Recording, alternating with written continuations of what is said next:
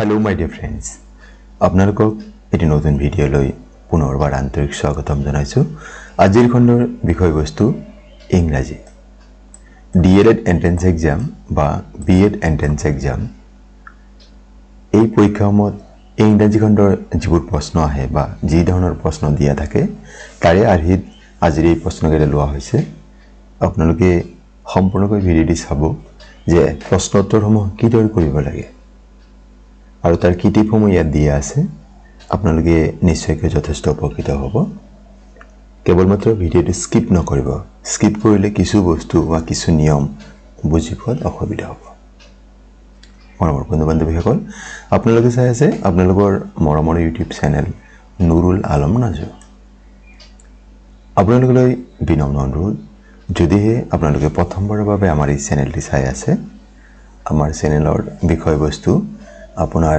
মনপুত হৈছে আপোনালোকে বিচাৰিলে আমাৰ চেনেলটি সাবস্ক্ৰাইব কৰিব পাৰে বা আপোনালোকৰ বন্ধুবৰ্গৰ সৈতে আমাৰ ভিডিঅ'সমূহ শ্বেয়াৰ কৰিব পাৰে আমি সদায় আপোনালোকৰ ফালৰ পৰা গঠনমূলক দিহা আমাৰ কামনা কৰোঁ ভিডিঅ'সমূহ যদি কোনো ধৰণৰ ভুল ৰৈ নাযায় তাৰ বাবে আমি চেষ্টা কৰোঁ কেতিয়াবা অনিশ্চয়তাৰ যদি কিবা ভুল ৰৈ গৈছে আপোনালোকে আঙুলিয়াই দিলে বা সেই কথাখিনি উনুকিয়াই দিলে আমি ভাল পাম আহকচোন বাৰু আজিৰ বিষয়বস্তুখিনি বিতংকৈ জানি লওঁ Use appropriate preposition to fill in the blank. Floor is made dash with. ইয়াত বিকল্প আমাক দিয়া আছে of, from, by, with.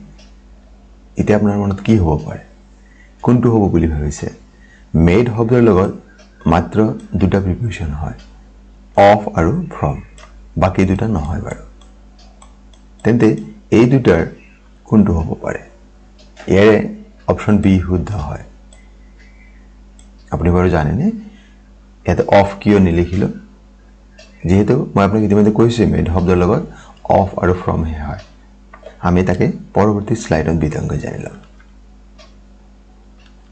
ইয়াত চাওক লিখা আছে নতুনকৈ উৎপন্ন হোৱা সামগ্ৰীৰ পৰা আমি পূৰ্বৰ অৱস্থালৈ ঘূৰি যাব পাৰোঁ মানে যদি ড্ৰাষ্টিক চেঞ্জ নহয় তেন্তে মেড অফ হ'ব ইয়াত চাওক chair is made of wood chair কিহৰ পৰা হৈছে কাঠৰ পৰা হৈছে তাৰমানে চেয়াৰৰ গজাল খুলি দিলে আকৌ কি হ'ব কাঠ হ'ব earring is made of gold earring কিহৰ পৰা হৈছে গোল্ডৰ পৰা মানে ইয়াৰিঙৰ পৰা আমি আকৌ গোল্ডলৈ উভতি যাব পাৰোঁ কিন্তু যদি আমি নতুনকৈ উৎপন্ন হোৱা সামগ্ৰীৰ পৰা পূৰ্বৰ অৱস্থালৈ ঘূৰি যাব নোৱাৰোঁ যদি ড্ৰাষ্টিক চেঞ্জ হয় তেন্তে মেড ফ্ৰম হ'ব ইয়াত চাওক card is made from milk দৈ কিহৰ পৰা হৈছে গাখীৰৰ পৰা এতিয়া দৈৰ পৰা আমি গাখীৰ পাব নোৱাৰোঁ Clothes are made from cotton. কাপোৰ কিহৰ পৰা হৈছে কটনৰ পৰা কাপোৰৰ পৰা আমি আকৌ কটন পোৱাটো সম্ভৱ নহয় বা আমি এক নম্বৰ যদি বাক্য পঢ়িলো floor is made dash wheat আটা বা ময়দা গমৰ পৰা হৈছে আটা বা ময়দাৰ পৰা আকৌ গম পাব নোৱাৰে সেইকাৰণে তাত ফ্ৰম হৈছিল নিশ্চয় নিয়মটো বুজি পোৱাত অলপ অসুবিধা হোৱা নাই আৰু কেইটামান এক্সাম্পল ইয়াত দিয়া আছে table is made dash wood চাওক টেবুলৰ কিহৰ পৰা হৈছে কাঠৰ পৰা আগৰ অৱস্থালৈ যাব পাৰোঁ গতিকে কি হ'ব ইয়াতে অফ হ'ব বাটাৰ বাটাৰ কিহৰ পৰা হৈছে বাটাৰ ইজ মেড ডেছ মিল্ক বাটাৰ মিল্কৰ পৰা হৈছে গতিকে বাটাৰৰ পৰা মিল্ক পাব নোৱাৰি সেইকাৰণে ইয়াতে কি হ'ব ফ্ৰম হ'ব ফ্লোৰ আটা বা ময়দা কিহৰ পৰা হৈছে হুইটৰ পৰা হৈছে গতিকে ইয়াতে কি হ'ব যেহেতু পূৰ্বৰ অৱস্থালৈ যাব নোৱাৰি গতিকে ইয়াতে আমাৰ কি হ'ব ফ্ৰম হ'ব ৱাইন মদ কিহৰ পৰা হৈছে গ্ৰেপছৰ পৰা হৈছে মদৰ পৰা আমি জানো গ্ৰেপছ পাম পুনৰ গ্ৰেপছ বনাব পাৰিম জানো নিশ্চয় নোৱাৰোঁ গতিকে ইয়াত আমাৰ কি হ'ব ফ্ৰম হ'ব এতিয়া নিশ্চয় ধৰিব পাৰিছে যে আমি নতুনকৈ উৎপন্ন হোৱা সামগ্ৰীৰ পৰা যেতিয়া পূৰ্বৰ অৱস্থালৈ ঘূৰি যাব পাৰিছোঁ তেতিয়া অফ ব্যৱহাৰ কৰিছোঁ আৰু যদি পৰা নাই তেন্তে আমি তাত ফ্ৰম ব্যৱহাৰ কৰিছোঁ পৰৱৰ্তী প্ৰশ্ন আগবাঢ়িছোঁ She arrived late in the morning.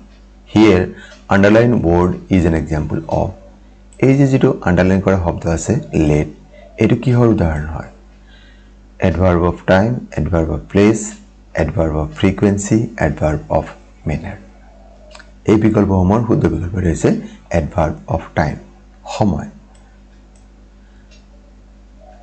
সময়টো বুজাইছে আচলতে এতে চাই লও যে এই চাৰিটা মানে adverb of time, adverb of place, adverb of frequency, adverb of manner, এইকেইটা আচলতে কি বুজায় তাৰ উদাহৰণ কি আমি পৰৱৰ্তী স্লাইডত জানিম। এডভাৰ্ব অফ মেনাৰ মানে বুজায়, এইটো কি বুজায়, tells us how an action is done. Adverb of manner মানে এটা কাম কেনেকৈ সম্পন্ন হৈছে তাকে বুজায়। যেনেকৈ she sings beautifully, the boy ran quickly, they walked carefully। এই যে বোল্ডকৈ দিয়া আছে beautifully, quickly, carefully, slowly, happily, loudly, এই ধৰণৰ শব্দসমূহ হৈছে এডভাৰ্ব অফ মেনাৰৰ উদাহৰণ। গতিকে আপোনাক যদি পৰীক্ষাত তেনেকুৱা শব্দ আপুনি দেখা পাইছে তেন্তে আপুনি মনত ৰাখিব যে সেয়া হৈছে এডভাৰ্ব of manner. Adverb of time কেনেকৈ হয়, ইট টেলছ আছ হুৱেন এন একশ্যন হেপেন্স। এটা কাম কেতিয়া সম্পন্ন হৈছে তাকে এডভাৰ্ব অফ টাইমে বুজায়। যেনেকৈ এক্সাম্পল চাব, টুমৰো, আৰ্লি, য়েষ্টাৰডে, টুডে, নাও, চুন, লেটাৰ, এই শব্দসমূহ হৈছে এডভাৰ্ব অফ টাইমৰ আইডেণ্টিফাইং ৱৰ্ডছ। এইবিলাক থাকিলে এইবিলাকে আমাক এডভাৰ্ব অফ টাইম সেইখিনি সূচায়। পৰৱৰ্তী শ্লাইডত জানি লওঁ। এডভাৰ্ব অফ প্লেচ কেতিয়া হয়, টেলছ আছ হুৱেৰ এন একশ্যন হেপেন্স। এটা ঘটনা ক'ত সংঘটিত হৈছে তাকে এডভাৰ্ব অফ প্লেচে বুজায়। যেনেকৈ ইয়াত দিয়া আছে আউটছাইড, হিয়াৰ, অৱে, হিয়াৰ, দিয়াৰ, ইনচাইড, এভৰিহুৱেৰ, এইবিলাক হৈছে এডভাৰ্ব অফ টাইমৰ কেইটামান উদাহৰণ হয়। এডভাৰ্ব of frequency tales us how often N action happens. এটা কাম কিমান সময়ৰ বিৰতিত সম্পন্ন হয় সেয়া বুজাবৰ কাৰণে এডভাৰ্ব অফ ফ্ৰিকুৱেঞ্চি ব্যৱহাৰ কৰা হয়। যেনেকৈ always, sometimes, never, always, usually, rarely, এই শব্দসমূহ হৈছে এডভাৰ্ব অফ ফ্ৰিকুৱেঞ্চিৰ এক্সাম্পল হয়। আপোনালোকে এই adverb of manner, adverb of time, adverb of place, adverb of ফ্ৰিকুৱেঞ্চিৰ উদাহৰণসমূহ লিখি ল'ব। এই সম্বন্ধে প্ৰায় প্ৰশ্ন দিয়া দেখা যায়। পৰৱৰ্তী প্ৰশ্ন, what is the synonym of the word zenith. Zenith শব্দৰ চিননিম বা সমাৰ্থক শব্দ বা একে অৰ্থ বুজোৱা শব্দটো কি হয়, কিউৰিয়াছ। কিউৰিয়াছ মানে হৈছে ইচ্ছুক, নহয় আচলতে। ৰিগ্ৰেট মানে অনুতপ্ত হোৱা, বটম মানে হৈছে একেবাৰে তলত। জেনিথ মানে আচলতে কি বুজায়, টপ, শীৰ্ষস্থান বুজায়। গতিকে আমাৰ ইয়াতে কি হ'ব, অপশ্যন চি শুদ্ধ উত্তৰ হয়। জেনিথৰ মিনিংটো কি, the time at which something is most powerful or successful. এটা সময়ত কোনো এটা বস্তু আটাইতকৈ শক্তিশালী বা আটাইতকৈ সফল সেই কথাখিনি বুজাবৰ কাৰণে জেনিথ শব্দ ব্যৱহাৰ কৰা হয়। জেনিথ শব্দৰ চিননিম জানি লওক কেইটামান সমাৰ্থক, apex, climax, summit, tiptop, cap, crown, roof, height, peak, crest and pinnacle. আৰু এই জেনিথ শব্দটিৰ যিকেইটা কি আছে এণ্টনিম বা বিপৰীত অৰ্থ বুজোৱা শব্দ আছে, যেনেকৈ বেছ, বটম, ডেপথ, ষ্টাৰ্ট, নাদিৰ, আনইম্পৰ্টেঞ্চ। গতিকে আমাক কেতিয়াবা জেনিথ শব্দৰ এই প্ৰশ্নটো মোক চিননিমো দিছে, আমাক এণ্টনিমো দিব পাৰে। গতিকে আৰু এটা কথা, এণ্টনিম মানে বিপৰীত অৰ্থ বুজোৱা, বহুত সময়ত আমাৰ কনফিউজন হৈ যায় চিননিম মানে কি আছিল, এণ্টনিম মানে। এণ্টনিম মানে বিপৰীত অৰ্থ বুজোৱা শব্দ আৰু চিননিম মানে সমাৰ্থক শব্দ বা একে অৰ্থ বুজোৱা শব্দ। পৰৱৰ্তী প্ৰশ্ন, what is the synonym of the word ponder. Increase মানে বৃদ্ধি হোৱা, ডিক্ৰিজ মানে হ্ৰাস পোৱা, হাৰ্ট মানে আঘাত কৰা। আচলতে পণ্ডাৰ শব্দৰ অৰ্থ হৈছে, আচলতে পণ্ডাৰ শব্দৰ যিটো চিননিম বা সমাৰ্থক শব্দ হৈছে থিংক, চিন্তা কৰা। Next question, she said I met my mother yesterday. What is the correct indirect speech of the above sentence? এইটো ডিৰেক্ট স্পীচত আছে বৰ্তমান আৰু ইয়াক ইনডিৰেক্ট কৰিলে কি হ'ব, ইয়াতে মন কৰিব যে ইয়াত সেই শব্দটো কি হৈছে, ৰিপৰ্টিং ভাৰ্ব যিটো পাষ্ট টেন্সৰ আছে আৰু এই যিটো ৰিপৰ্টেড স্পীচ মানে ইনভাৰ্টেড কমাৰ ভিতৰত যিখিনি আছে এইখিনি চিম্পল পাষ্ট টেন্স। গতিকে পাষ্ট আৰু চিম্পল পাষ্ট ইয়াক ইনডিৰেক্ট কৰিলে কি হ'ব, পাষ্ট পাৰফেক্ট হ'ব। আৰু এটা কথা মন কৰিব, ইয়াতে য়েষ্টাৰডে আছে, য়েষ্টাৰডে শব্দটো ইনডিৰেক্ট স্পীচত দ্য ডে বিফৰ নহ'লে দ্য প্ৰিভিয়াছ ডে হিচাপে ব্যৱহাৰ হয়। এতিয়া পাষ্ট পাৰফেক্ট হ'ব লাগিলে এইখিনি যদি আমি পাষ্ট পাৰফেক্টলৈ কনভাৰ্ট কৰোঁ তেন্তে সাবজেক্টৰ পিছত কি থাকিব আমাৰ হেড থাকিব তাৰ পিছত কি থাকিব V3 ভাৰ্বৰ পাষ্ট পাৰ্টিসিপল গতিকে আমি স্ট্ৰাকচাৰটো চাই লওঁ যে ইয়াতে আমাৰ কোনটো হেই কথাখিনি আছে ইয়াতে has past perfect sign had হ'ব লাগিব গতিকে আমাৰ ডি নহয় বাৰু ইয়াতে উড আছে এইটো নহব ইয়াতে she made আকৌ simple past tense দি আছে এইটো নহয় গতিকে she said that she had made her mother the day before তাৰমানে আমাৰ অপচন কি হ'ব বি শুদ্ধ উত্তৰ হ'ব আকৌ কৈছো ৰিপৰ্টিং ফৰ past tense ইয়াতে said আছে আৰু ৰিপৰ্টেড স্পীচ ইনভাৰ্টেড কমাৰ ভিতৰখিনি simple past tense reporting for past tense আৰু reported speech simple past tense হলে past perfectly কনভাৰ্ট কৰা হয় past perfect স্ট্ৰাকচাৰ আছিল এইটো subject plus head plus V3 গতিকে ইয়াতে আমাৰ subject ইয়াতে head মিটৰ second আৰু third form কি হয় made হয় বাকিবিলাক আমাৰ ভুল আছে পৰৱৰ্তী প্ৰশ্ন unauthorized huts demolish in some parts of Assam the correct form of verb demolish is এই demolish শব্দটো correct form কি হ'ব এইটো হৈছে passive voice বাক্য গতিকে কি হ'ব ইয়াৰ আমাৰ কি হ'ব V3 হ'ব আৰু কি হ'ব এটা past tense হয় যেনেকৈ এটা হাৰ্টস প্লেটফৰ্ম আছে গতিকে unauthorized huts were demolished কাৰণ have demolished হ'ব নোৱাৰে demolished নহয় বাৰু and was demolished নহয় ইয়াতে যেহেতু হাৰ্টস আছে গতিকে আমাৰ অপচন বি শুদ্ধ উত্তৰ হয় next question which of the following is correct spelling the correct spelling কোনটো আছে আমি যে কও bureaucracy গতিকে কোনটো শুদ্ধ হ'ব অপচন নম্বৰ ডি শুদ্ধ উত্তৰ bureaucracy মানে অসমীয়া শব্দ আমোলা শব্দ ব্যৱহাৰ কৰা হয় ইয়াৰ অৰ্থ আমি জানি লওঁ bureaucracy is a system of organization where laws or regulatory authority are implemented by civil servants non-elected officials A bureaucracy is a system of administration where non-elected officials manage departments, implement policies and enforce rules. মানে যেখিনি আমোলা যেনেকৈ আমি DC বা যিখিনি উচ্চ পৰ্যায়ৰ যিখিনি চৰকাৰী বিষয় আছে আমি তেওঁলোকক এইটো bureaucracy বা আমোলা বুলি কওঁ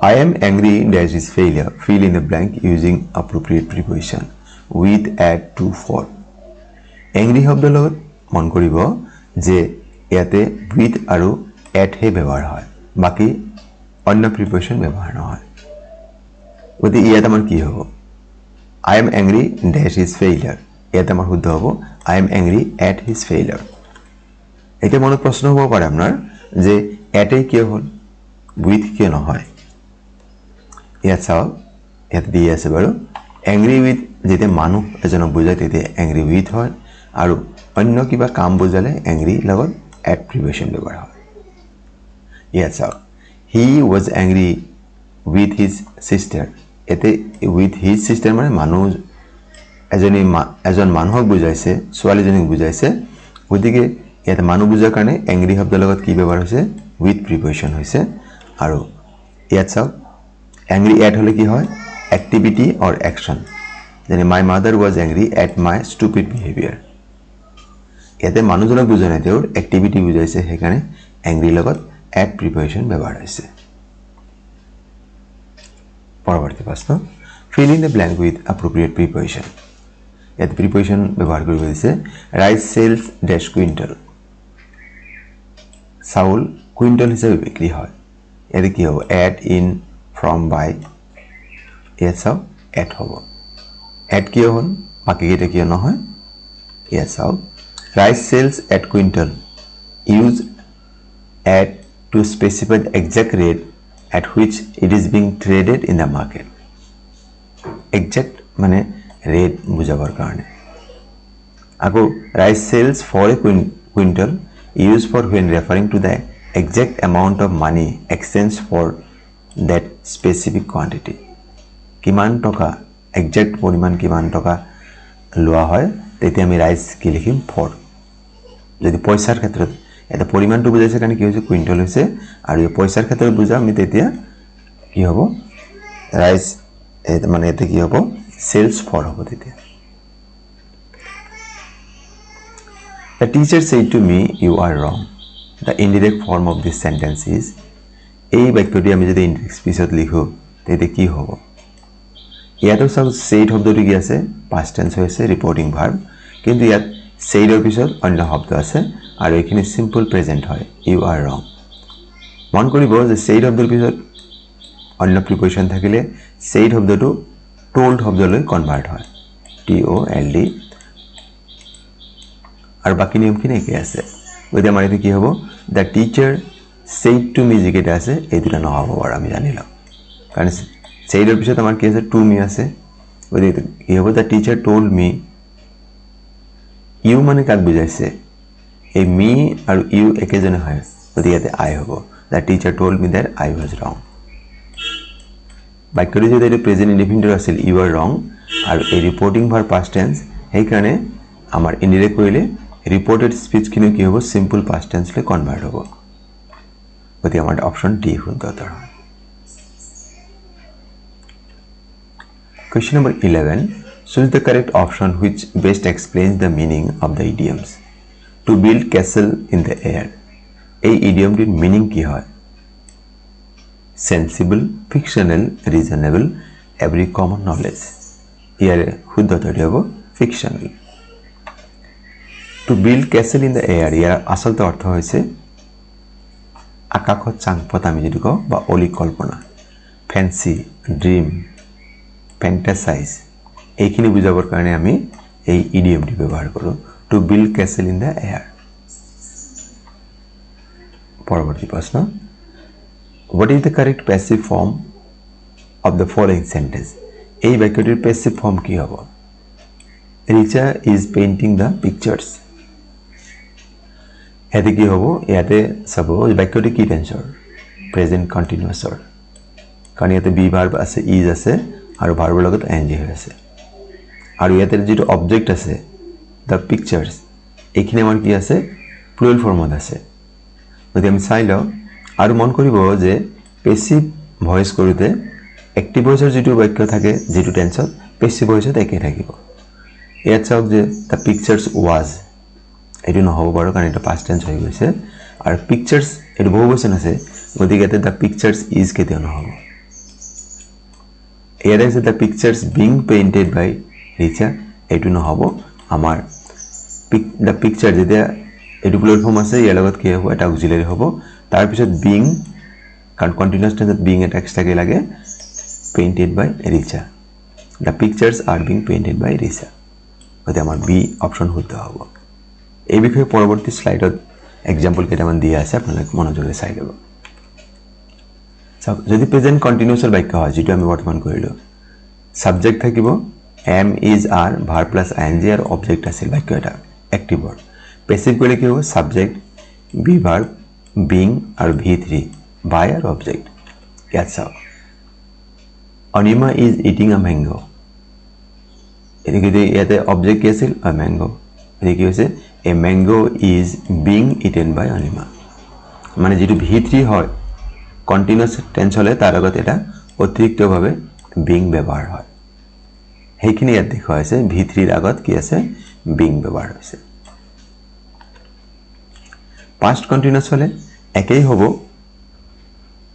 মানে আমাৰ was where থাকিব active voice ত verb plus ing আমি প্যাসিভ কৰিম subject was where being v3 এটা एग्जांपल চাই লও the man was cleaning the rooms এটা the rooms এখিনি অবজেক্ট হয় আৰু ই বহুবচনত আছে এখিনি কি হয় the rooms were being কাৰণ ইয়াতে was বা were এটা চুজ কৰিব লাগিব তাৰপিছত being আৰু ভাৰ্বটোৰ v3 হ'ব clean by the man পৰৱৰ্তী প্ৰশ্ন choose the correct option person who doesn't believe in the existence of god যিজন ভগৱানৰ অস্তিত্বত বিশ্বাস নকৰে তেওঁ কি বুলি কোৱা হয় theist atheist priest theology যিজন বিশ্বাস কৰে তাক কি হয় theist আস্তিক আৰু যে বিশ্বাস নকৰে তাক নাস্তিক বুলি কোৱা হয় গতিকে হয় atheist বুলি কোৱা হয় অপশন বি শুদ্ধ উত্তৰ হয় atheist মানে নাস্তিক থেইষ্ট মানে আস্তিক, আস্তিক মানে যিজনে ভগৱানৰ অস্তিত্বত বিশ্বাস কৰে। প্ৰিষ্ট মানে পূজাৰী। থিওলজি মানে ধৰ্মবিজ্ঞান। পৰৱৰ্তী প্ৰশ্ন, হোৱাট ইজ দ্য চিনোনিম অফ এফেবল? এফেবল শব্দটোৰ সমাৰ্থক শব্দ বা একে অৰ্থ বুজোৱা শব্দ কি হ'ব? Abroad, agri, friendly, admit. Abroad মানে বিদেশ, এগ্ৰি মানে সন্মত হোৱা, এডমিট মানে মানি লোৱা, ফ্ৰেণ্ডলি মানে এফেবল বুজায়, ইয়াৰ চিনোনিম হয়। তাৰমানে এফেবলৰ সমাৰ্থক শব্দ হ'ব এফেবলৰ সমাৰ্থক শব্দ ফ্ৰেণ্ডলি। ইয়াৰ অৰ্থ হৈছে these words describe someone who is easy to talk to, pleasant and good nature. এফেবলৰ কেইটামান অন্য চিনোনিম যেনেকৈ friendly, amiable, genial, approachable and cordial. Question number 15. What is the plural form of life? Life শব্দটোৰ plural form কি হয়? Lives, lives. এটা আমাক চাইটে দি আছে, তাৰে এক নম্বৰটো শুদ্ধ হয়, lives, L-I-V-E-S. আৰু এইটো কিয় শুদ্ধ হ'ল, বাকীকেইটা কিয় নহয় আমি এবাৰ জানি লওঁ। যদি কোনো নাউনৰ শেষত এফ বা এফ ই থাকে, প্লুৰেল কৰিবলৈ এফ ই ঠাইত VES লিখি দিব লাগে। আমি কি পাইছিলোঁ? Life, LIFE। তাৰ ঠাইত কি লিখি দিব লাগে? এফ ই ঠাইত কি লিখি দিব লাগে? VES। সেইকাৰণে আমাৰ শুদ্ধ আছিল। ইয়াত আমি আৰু উদাহৰণ চাই লওঁ, যেনেকৈ ৱাইফ, এফ ই, গতিকে ৱাইফছ। হাফ, এফ থাকিলেও হ'ব, এফ বা এফ ই থাকিলে, যেনেকৈ হাফ, HALF, ইয়াৰ প্লুৰেল ফৰ্ম হৈছে HALVES, হাফছ। নাইফ, নাইফছ। ওল্ফ, ওল্ফছ। গতিকে এইটো নিয়ম আমি মনত ৰাখিলে হ'ল। এনেধৰণে নিয়মসমূহ যদি মনত ৰাখোঁ, পৰীক্ষাত উত্তৰসমূহ শুদ্ধকৈ লিখাত আমাৰ বাৰুকৈ সহজ হয়। মৰমৰ বন্ধু বান্ধৱীসকল, আজিৰ বিষয়বস্তু ইমানেই আছিল। আপোনালোকে কেনেকুৱা পালে আজিৰ বিষয়বস্তু কমেণ্ট কৰি জনাবচোন। অতি সোনকালে আপোনালোকৰ বাবে আছাম জিকে, BEd entrance exam, DLED entrance exam বা ADR3ৰ বাবে আপোনালোকলৈ আগবঢ়াম, চাবলৈ নাপাহৰিব। আপোনালোকে আজিৰ এই ভিডিঅ'টি সম্পূৰ্ণকৈ চোৱাৰ বাবে আপোনালোকক জনাইছোঁ অশেষ অশেষ ধন্যবাদ।